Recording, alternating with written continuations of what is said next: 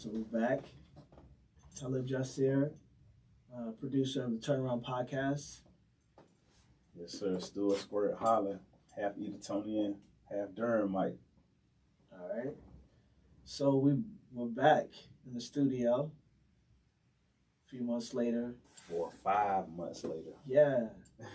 And we're at the end of what we recorded since 2018, I believe we started. Yep. Yeah. So for context, I want to say that a lot of what you're hearing in the podcast, even as we come to a close of what we recorded, I think the last recording we did was maybe late 2020, early 2021. So we done grew a couple of years older. Yep. A few years wiser. Yep. Had some new experiences. Yes, sir. Yeah. When we were here last time, we talked about first season. First season was a coming of age story. Talked about being born in Edenton. Yep. Being 252. being raised in Durham. Yep. And we hadn't quite got to the second season yet. And now we're here. We're at the end of the second season. Hopefully everybody caught up. Yeah. So we've been at this, man, for a while. Right. First question is, man, how have things changed for you, just whether it's external or internal or both, since this podcast has dropped?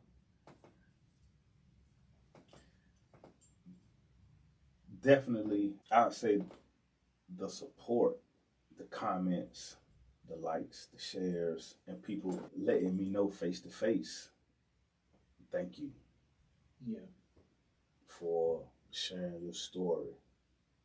It inspired me, and it's overwhelming in a good way, and I'm highly appreciative of it. It warms my heart. It lets me know we're relating to people, and that's what we set out to do. Yeah. No, it's been important. A lot of people don't get an opportunity to have a platform to share stories. And for those of us who do, that becomes responsibility. Yeah. To tell the truth, to speak from the heart. Definitely. Yeah, and make sure it comes across so that the people who're supposed to get it, get it. Period. Right. You got a lot of stories in season 1. You have a lot of stories in season 2. I'd like to know a little bit about the impact it's had, like just on your circle, your boys, your fellas that know you all their life. Some of the information was new information, and for some of them, they was right there with you the whole time. Yep. So what's been some of the feedback from them?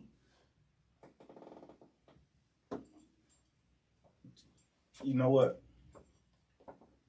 When I've had those conversations with some of my closest homeboys, it was educational to them. And then we find out that we share some things in common. Yeah. And I'm like, when I learned that from them, from what happened in their lifetime, it's like, I never knew, bruh. But you know what I'm saying? But we've been so close for so long. Yeah. It was always a reason why we connected anyway. And as close as we are, we still didn't know things about bruh. Because that's how we look at each other. And we might have funny moments, our disagreeable moments, but that's what close friends do. And they know who they are. I ain't got to necessarily put no names out there, but they know who they are. We've been rocking since middle school, Shunin. They know who they are. Yeah. Yeah, Riverside, the Pirates. It's some feedback I've gotten from what few close friends that's been following the podcast. It's been educational to them. And damn, bro, that's real. That's what they say to me. Yeah. Damn, bro, that's real. But they know, like I said, firsthand, because they was there. Yeah. So they was there. They was there. So they know. Yeah, man. Yeah, and it's crazy that speaks volumes that people rock out for years, decades, and some of the things that keep them up at night, they ain't spoke out loud. Yeah. And this is that liberation. Sometimes we don't know how people's liberation is attached to ours. It's completely connected. You got to get liberated first, and then you liberate everybody else around you. Yeah. Yeah, I get it. Yeah, that's right. Yeah. We don't even realize it until we do. Yeah. So it's been real important, this story, your story. It's not this story, it's your story. It's been important that it gets out to the world because people that you know and people that you've never met in your life have been impacted by it. Yeah. What's been the feedback from family? Uh, shocking. Shocking to some and educational at the same time. Prime example, a couple of my dad's sisters. And they was like, nephew, I didn't know you went through those things. And I was like, yeah.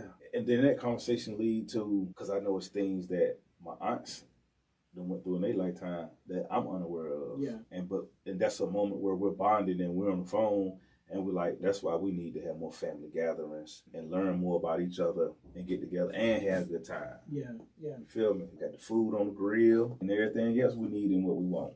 Yeah. Just to have a good time, decompress and enjoy family.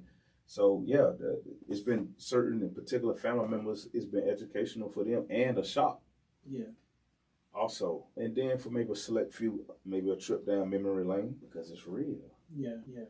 So it's, and I guess what the social stigma or the social name for it is what family dilemmas, you know what I'm saying, or family secrets, state family secrets, that type of thing like that. Yeah, I understand, I get that too. Some things ain't supposed to be said or spoken. It's either in-house or, whatever. But I get that too. But yeah, for my family members, I got 2 younger sisters. And my baby sister, she didn't even know we had a podcast. So she might be playing catch up right now, which is cool. Now, my older sister, out the 2, she's been following. And for her, things have been shocking. And she told me straight up, bro, I learned some things about you I didn't know. Yeah. And me and my sister, we grew up together because, we're 3 years apart. But she's always been up in the 252. And I'm raised in Durham. She back at home in the E-Town. So as kids, we basically separated. So before cell phones and all that type of stuff. And it's things in her past she shared with me, and we bonded. It's the turnaround in a way has helped me bond even more with my family members, the ones that's been listening and following. Yeah. And then it's a lot of them they don't even know. Yeah, it's real, man. When we keep our secrets, when we don't tell our stories, we could be dealing with similar paths and feel like we so alone inside of it. I got an even bigger question for you, man. It sounds like people are almost relearning you in a sense. Right. Yeah. But how have you learned yourself inside of listening to this podcast? What have been your thoughts? Shoot, it's a marathon. More growth, and then just to keep going. Yeah. You know what I'm saying? Keep pushing forward, no matter what. Just keep pushing forward. You know what I mean? Because I think about, and I've said this before, like, I think about people living, and I think about people who's not living, and find a way to keep pushing forward just because I'm able. Yeah. You know what I mean? Like, you hear people say all the time, like, I ain't supposed to be here. I shouldn't be here. You know what I mean? We all say that at some point in time. Those are the ones who've been through some things and those type of experiences. You know what I'm saying? Near-death experiences. Mm-hmm. So when people saying that, because that's what I mean when I'm saying that, when I tell you that I ain't supposed to be here, but at the same time, you are. Like it's what's said. I'm here for a reason. Yeah. We here for a reason. We're all here. We're still walking, still breathing. So we're here for a reason. I'm still just navigating my way through. Yeah. It never ends. We're always in that process. It's a marathon. Yeah. And listening to it myself is, again, just more room for growth. Mm. You know what I'm saying? And keep pushing forward. Yeah. Keep pushing forward. Yeah, but you've come a long ass way, man. Oh yeah, we all have. We all have. Because when you think about it, we know people, like with some of these young cats don't understand is, man, how many lifetimes you live in one. And how when you thought that thing that happened back then was rock bottom, you didn't know there was another rock bottom that you thought you couldn't go further down. Yeah. And you survive. And what's crazy about that is that there's plenty of people that got stuck at different stages where we continue to progress and move forward. Yeah. We got to power our way through that thing. Yeah. And I said this before, it ain't easy. But you gotta be willing to endure. Yeah. You gotta be willing to push forward. And I said this last time, I guess I always say this, but that's the thing about being an athlete too, that side of an athlete's mind, that side of our mind. You find ways through adversity just to push. Even when you know you defeated. Yeah. That's the time to even push even harder. But everybody got a starting point. Yeah. No doubt. I've noticed a lot of people, myself included, that have gone through trauma. Adversity seems to be the thing that pushes us the hardest. Yep. Yeah. Yeah. For some. Yeah. For some. Because, it's like what you were just saying a while ago. Some people don't know how to respond to adversity. And that's the thing I spoke out about before. I even responded at a time in my life inappropriately to it. You see what I'm saying? Yeah, we all do. Yeah, and it can be detrimental. Yeah. So speaking of that, we go into season 2. You talk about your career had just ended over in Lithuania, and you come back and you start with the Jaguars first. Coming back from Lithuania. Yeah. So coming back from Lithuania, the thing that attracted me was the WBA, the World Basketball Association. When they notified me and I got off the phone with them and I started to do my little homework. And like I said, Anthony Grundy, state standout, God bless his soul, competed in that league. Jamario Moon ended up with the Cleveland Cavaliers with LeBron James and a few other NBA teams, Damian Wilkins. So when I seen those type of players had to competed in that league, Magic Dorsey, which was one of rising and one player at that time, Magic Dorsey. So when I seen those caliber of players in the World Basketball Association and they expressed interest in me, I felt that was a good shot and a possibly good move to make because, okay, back in the United States, legit league, I'm looking at the exposure from it. If those guys could propel from it, then I felt like I put myself in a good position where I could propel from it. So yeah, that's the World Basketball Association. It was crazy. I want to say it was like 147 players coming from wherever they was coming from, international play, all over the United States and wherever else. It was a lot of players in there. And from whatever college conference you can name, they was there. God, it was crazy. I think they selected about, I don't remember exactly, but they selected, 55 players. It might have been more. It might have been anywhere from 55 to 65 players. But however many they selected, only 7 was selected in front of me in the first round. Okay. Each round, they had 5 rounds, 11 picks in each round. So that's 55 players. Out of 55, they selected 7 in front of me because we basically was auditioning for the league itself, the World Basketball Association. So those teams that made up that league was drafting players. The information that I can remember, they was looking for X amount of players. But hey, I love the game. I love to play. So I felt like it was a good opportunity at that time. Yeah. And it didn't work out to my favor like I had wanted it to, but it still helped me get some other jobs as far as playing wise. It's a professional exposure league and carried its own weight for that moment in time. And to be drafted out of all those players it ain't shit, but only select people get that type of opportunity. Yeah. And I was one of those select players because anybody can't do it. No, it ain't the NBA. You know what I'm saying? But it's underneath the NBA umbrella. Yeah. And professional exposure leagues like the World Basketball Association, WBA for short, it keeps guys like me actively playing for that call-up. Yeah. So it helps springboard to receive future phone calls. Yeah. Yeah. All right. So the podcast definitely gets into your career with all 3 teams, the Flight, Jaguars, Bull City Legacy. Yeah. So you're repping that right now. Yeah. That was the last team that you played for in the league. Yep. The Bull City Legacy, which was in the TRBL, Tobacco Road Basketball League. Yeah, so the teams were based in North and South Carolina and Georgia and Alabama. It's a pretty strong league. Definitely had some good players, guys who could put up 30 and 40, guys coming from whatever college conference you can name. Some of them had international experience, just as myself. Some good competition. The Cary Invasion, they had a strong team. They had a good mixture. Veteran players, younger players, good coaching staff. They had a good entertainment segment that came with their package. The Raleigh Revolt, they was pretty strong. Same thing with them. And it was a team in Hillsborough. People don't know, but it was a team in Hillsborough. It was, but they was pretty strong. Orange, I forget, it was the Orange County. I forget what they was called. But they was pretty strong, too. Both of those teams were pretty strong. But those were like because we right here, Durham is, like I say, Durham is slap dead in the middle of North Carolina. Cary and all of that was on the outside. No disrespect to the other cities in North Carolina, but like I said, Durham is the heart. And when I played for the Bull City Legacy, in my mind, what got me going was I felt like you got to come through Durham. And those other teams were strong. They had a team in Fayetteville. I think they had 2 teams in Fayetteville. They were strong. They were repping where they was at. There's a few teams down in that Charlotte Concord area. They was pretty strong repping where they was at. It was some really good competition. I'm sure some of those guys who never played internationally eventually probably got a call up. Depends on how they handled that situation as far as working on their body and if they got the right personnel involved. An agent. Gotta have that mouthpiece.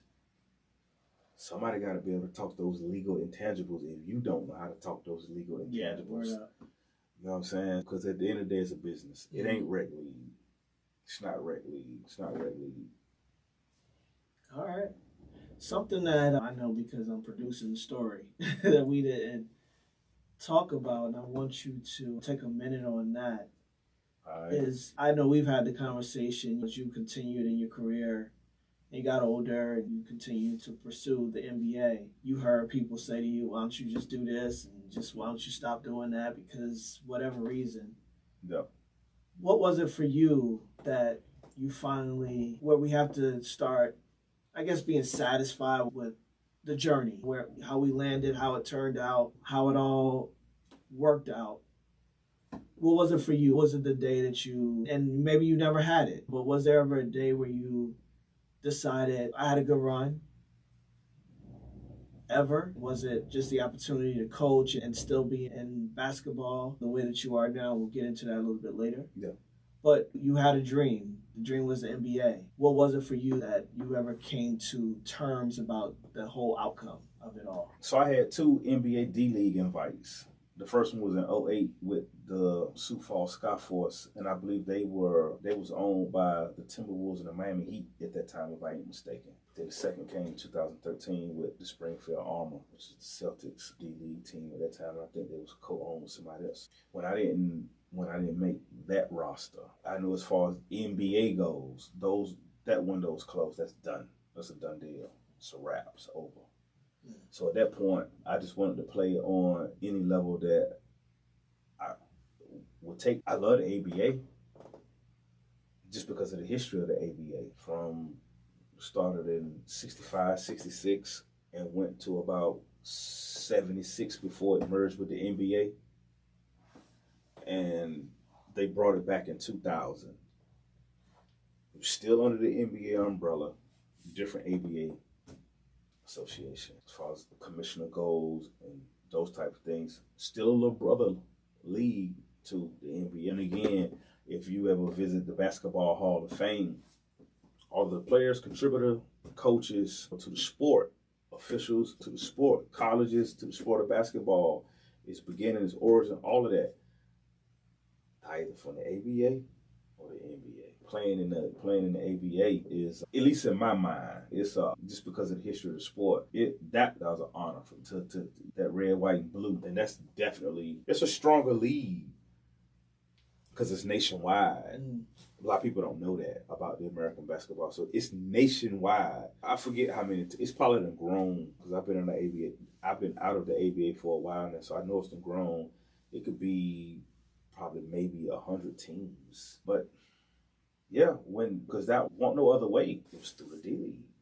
Okay. If you can't make the D-League, then you definitely not going to get, you know what I mean? Like, I wasn't finna be drafted. I still say I'm going to be the oldest player to get drafted into the NBA. I still can rump shake. I'm ready. And anybody out there who doubt that, you my age bracket, the only thing I can tell you is I'm ready whenever you think you are. Yeah. Because I don't have to get ready. I love the game, love the sport, whoever can take that, however. But if any team was to call me right now in the ABA, TRBL, whatever league, back international, at 46, going on 47, yeah, I'm going to turn into a hurricane. Because I feel good. My body feel good. I've been doing this fish oil thing, so I feel great. And I'm not even in playing shape. Yeah. You know what I mean? And I feel great. So I can only imagine what 4 to 6 weeks of intensity would do for me. You know what I mean? Because again, you got to know how to combine intelligence along with the skill sets. Yeah, yeah. You know what I mean? And all of those things are on the go. Those cylinders are hitting high. All right. That's what's up. So, as we go through season 2, we talk about some of the hardships, the residuals of trauma, of youth, of things that have occurred and you're still trying to escape from them or what have you. All of us have our own stories, our own experiences that drive us to wherever we end up and wherever we go, and experiences that we end up having. We talked about adversity. We talked about the game. Anybody who's listened to this season knows that there was some issues with alcohol during that time. Yep. Brought on for many different reasons. That's something else that again we talk about. Some people get stuck there. Yeah. And not you. And so what's one of those things, even if it's about, you've heard the episodes, there's people who have listened and could still be in a space where there's still addiction and or recovery and or contemplation. Yeah. And so from you just listening to your own story about your experiences with that, where do you land right now? What are your thoughts and what would you tell the listeners who are in any stage of addiction? I tell them hardships don't last. They don't last. They might seem like they do while we going through that particular hardship. They don't last. Just endure through it. Keep pushing through it. And yeah, you need to do in that time frame. You know what I'm saying? To get it out your system, because that's how I did it. Whatever I had to do just to get it out my system without causing harm to somebody else or yourself. Even though I possibly was causing some kind of harm to myself, the way I was hitting that bottle the way I was, and knew I was doing it. Like I say, I'd take down 3/4 of a half a gallon solo at the house. Take her down and pass out. Done. But that's the wrong way. That's the wrong way to power your way through it. So that's all I'm saying is just don't do it that way. Find another way. You know what I'm saying? Shit, start a garden. You talked about going into the classes for one of the legal issues that you had. You listened to the podcast if you want to learn more.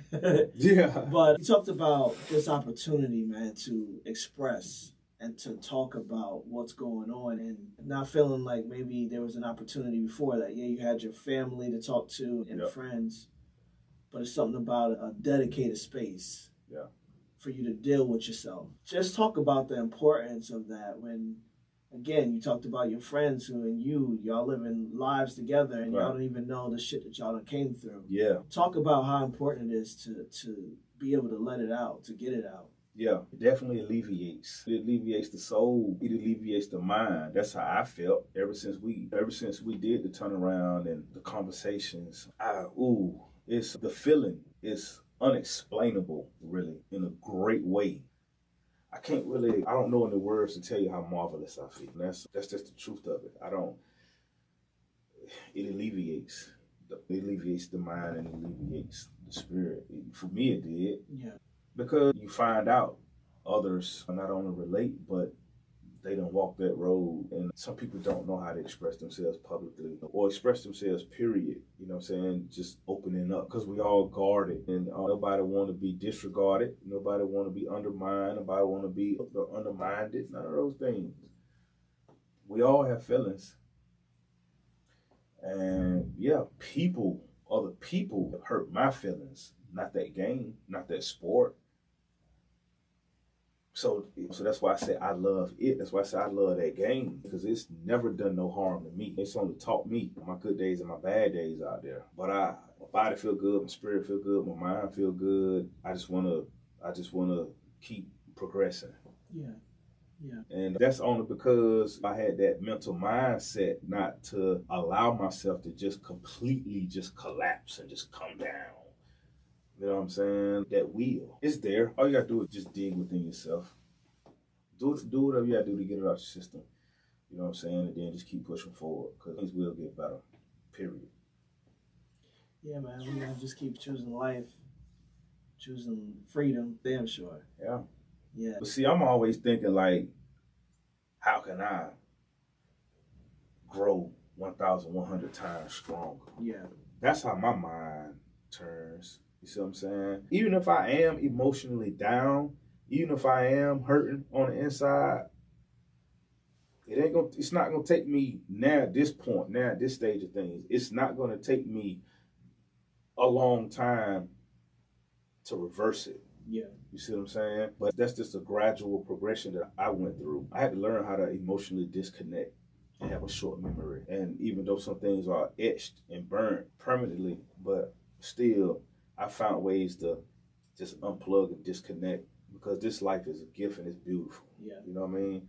And I think about like my grandma, like my mama's mama. Think about both my grandmas, but my mother's mother was the first woman to tell me that I was beautiful, and that's something that echoed through my mind.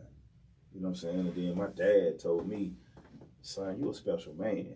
So when those words echo through my mind, that's what gets me up every morning and I go. Yeah, that's important, man. I'm sure a lot of people who listen to the podcast and was rooting for you because this was a story where we talked in the present. And Yep. even though it was decades old and we were talking about it. 4.5 decades ago. Yeah. But people rooting for you. People were like, did he ever make it to the NBA? They can't wait. There's people that still wondering what happened. Yeah, so, I tried. I'm one of them that can say he tried. Yeah, I tried. Absolutely. Hard. You know what I'm saying? No trainer, no yoga instructor, no agent, no girlfriend. I heard more of, get that shit alone. Have you ever thought about life outside of basketball? You know. No. So, and that's one reason why I say I'm still ready right now to this day. You know what I'm saying? This life is a gift, and everybody gets blessed with different skill sets and essentials and gifts. And some of mine, because I have more gifts than just basketball, but some of mine is centered around basketball. Yeah. I can do some things with that ball. Yeah. And if you think about it, a lot of the things that we desire and expect in this world is all construct, right? And so with that said, the NBA being the peak. Yeah, okay, echelon. Yeah. But without that reality, right, your measurement of success would be that you did it in a lot of ways, man. Yeah. Be selected out of hundreds. Yeah. You know what I mean? Yeah, I never played in the NBA. Yeah. I couldn't even make an NBA D-League team. That doesn't define me. You know what I mean? Just to get the opportunity to even try was great enough. Yeah. You know what I'm saying? Considering, where I come from, and I got such a late start, coming from the 252, and being here in Durham, raised in Durham all my life, definitely. It was great in itself. That's just in my mind. But your confidence in your game, it just comes through. It's the whole thing. You got a lot of bravado around the skills that you have. Oh yeah. Yeah, and people can hear that. Shit is hard. Yeah. It's hard.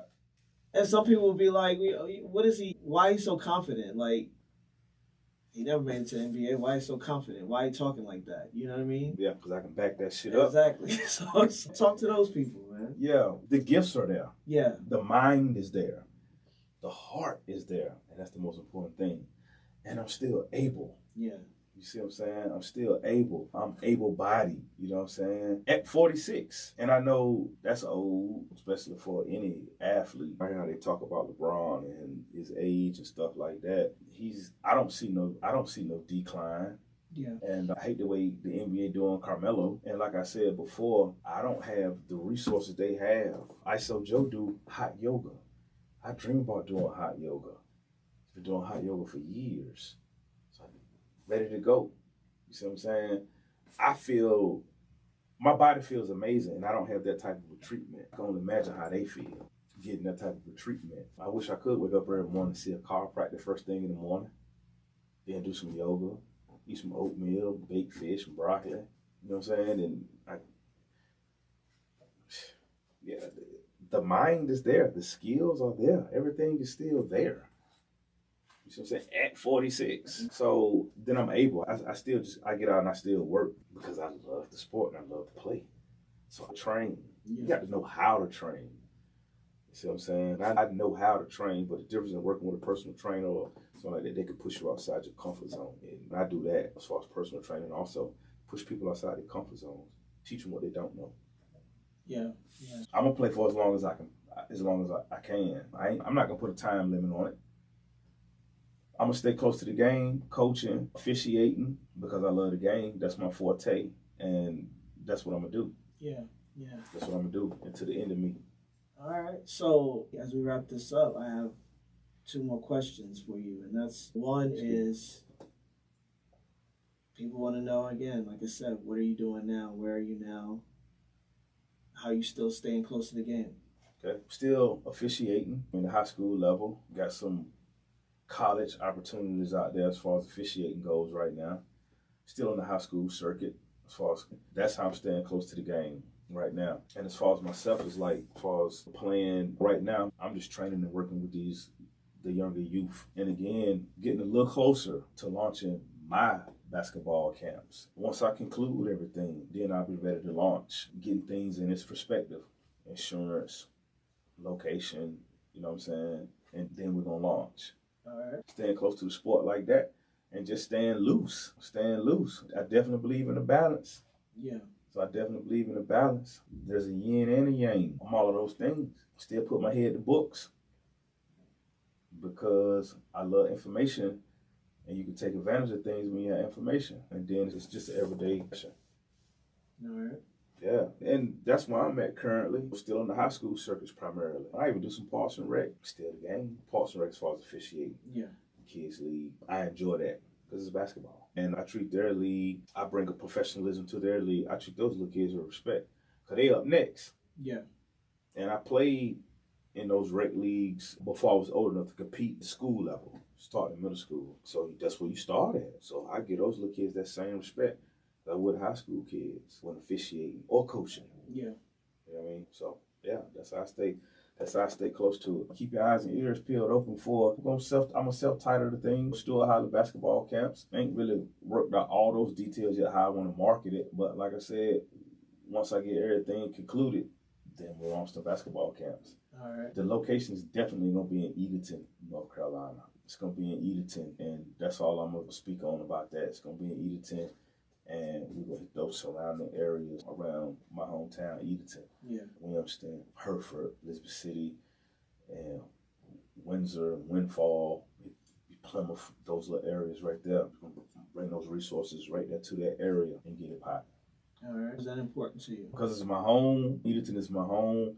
And I'm not cocky or arrogant, but I'm that one. I want to reach out to that community up there and open those doors up that way. Basketball is being played, and like I said, I'm an Edenton. I'm the first professional basketball player from Edenton. So once I go back home and offer camps there, yeah, I do believe parents will bring their kids out. You know what I mean? Because we're going to teach them intangibles that nobody up there can teach them. It's no disrespect to nobody up there, no other coaches, and that's not to discredit anybody up that way. But we all got a level of expertise. That's just the reality of it. Yeah. So I'm using what I learned through my playing experiences as an international player, working out in those NBA D-League combines, trying to make those roster teams. I'm using those experiences playing in the ABA and the TRBL to teach your kids saying how to approach this sport on a high level. You see what I'm saying? The body, the nutrition, the heart, and the mind. You see what I'm saying? Ain't nothing fluky over here. Yeah. Ain't nothing fluky over here. All right. When we, as we wrap up, we're finishing up this season, as I mentioned. You're on in this last 2 episodes, you've just been dealing with some other legal issues in 2017, 2018. Yep. And coming out of that, and once again, faced with that reflection of reinvention. Yeah. Anybody who's heard the story so far knows that even though this is something that's being said with intention now, reinvention, you've had to reinvent yourself a few times. Yeah. Inside of this life. And oh, yeah. Where are you now in that process? Where, as a man, as a former basketball player, professional basketball player, but still in your own pursuit. Where are you now as far as your growth and that reinvention? I'm in the moment. And there's just a lot of room for growth. So I'm in that moment, and I'm in a good space. You see what I'm saying? Oh, like I said, Elohim showed me favoritism, and he's still continuing to do that, and still learning. And that's just the size of it. That spirit is alive, and it showed me favoritism. I make sure I work on my attitude, and I make sure I work on myself. I look myself in the mirror first. What could I do to better myself? That's it. So I'm in the moment. No doubt, no doubt. So last question I have for you. I knew I shouldn't have said I had 2 questions. I figured I was going to have 4, at least 4 more.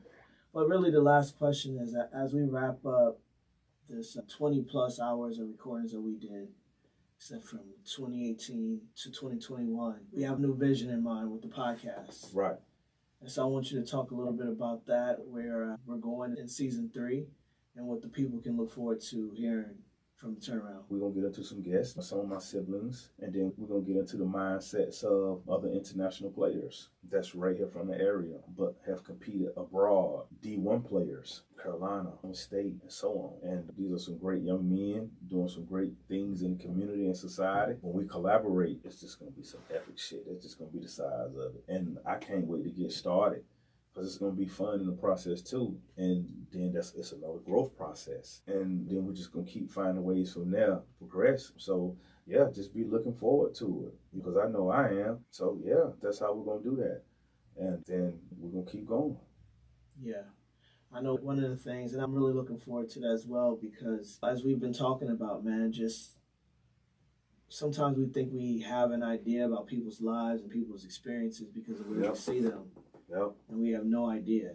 Yep. So it's going to be an opportunity for other people to share their stories. Yeah. Yeah. And just weighing in on everyday things that take place in not just the community, but society. You know what I mean? Just to get these particular young men, without disclosing names at this moment, but just to get their viewpoints and their aspects on things, because these guys have healthy mindsets and healthy thinking. You know what I'm saying? And these guys have no idea how much I look up to them. Mm. And most of them, I think they're younger than me, but they have no idea how much I look up to them. You see what I'm saying? Because I see what they doing, and I'm like, he got it hopping and popping. Like, these dudes are doing some great things, you know what I'm saying, in their respectful communities and in the society, contributing positively. And I work on, surrounding myself with those type of people. And then we just so happen we share the same passion. And we got that same type of a drive. We got that it shit when it comes to sport. We got that it. Some people got it, some people ain't. You know what I'm saying? We a collection of some of those guys who do. All right. Yeah, I'm looking forward to that myself. And I know another goal of ours from the start is to be able to tackle this prison industrial system and the juvenile system and the reform on that, and how it's a trap and how things can happen. There's a lot of societal ills that plague odd people and wanting to give back in a lot of ways. Real quick about that prison system and the judicial system. Yeah, it is a trap. It's biased, it's evil, and it's not catered, you know what I'm saying, for people who look like us. And they castrate us every chance they get. It's unfair. It's hypocritical. And that's just to be polite about it. They talk that rehabilitation shit, but how you going to rehabilitate someone who's never been habilitated in the first place? Mm-hmm. You know what I'm saying? And they talk reform. How you gonna reform somebody that's never been formed? I know what they doing. I understand that. I know what they doing. That's why we got to be. We all, including myself, especially. We just got to be smart. Yeah, we got to be smart, and we got to continue to speak. Yeah, cause we skating on eggshells. Yeah. We got to continue to speak and share our voices, and so I just want to say to you that, again, I'm grateful to have the experience and opportunity to share your story with the world. Turnaround Podcast is on all streaming platforms. You can also follow us on the Turnaround Podcast on Instagram.